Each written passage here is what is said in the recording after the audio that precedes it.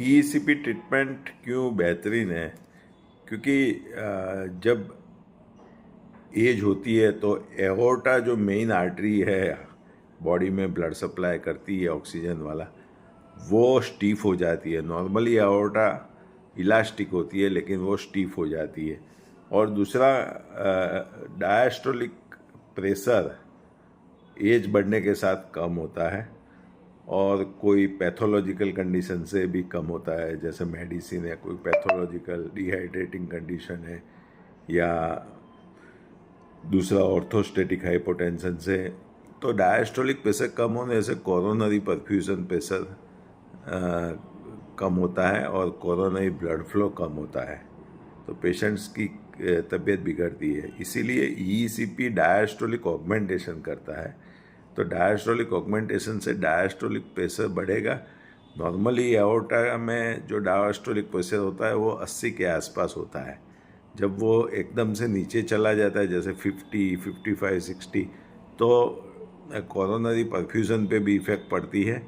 तो ईईसीपी इसीलिए diastolic augmentation करके कोरोनरी परफ्यूजन प्रेशर बढ़ाता है। That's why FDA has approve that जब हार्ट डायस्टोल में होता है तो डायस्टोलिक ऑगमेंटेशन होता है और कोरोनरी परफ्यूजन बढ़ता है, और हार्ट जब सिस्टोली में कॉन्ट्रैक्टिलिटी में होता है तो कोरोनरी परफ्यूजन भी बढ़ता है और हार्ट का रेजिस्टेंस कम होता है because of reduction in afterload and peripheral resistance.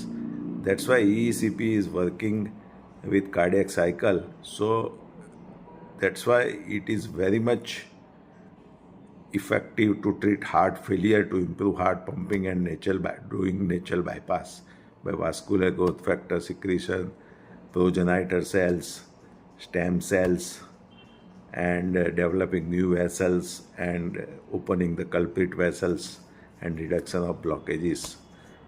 So ECP is a fundamental scientific treatment in this new era.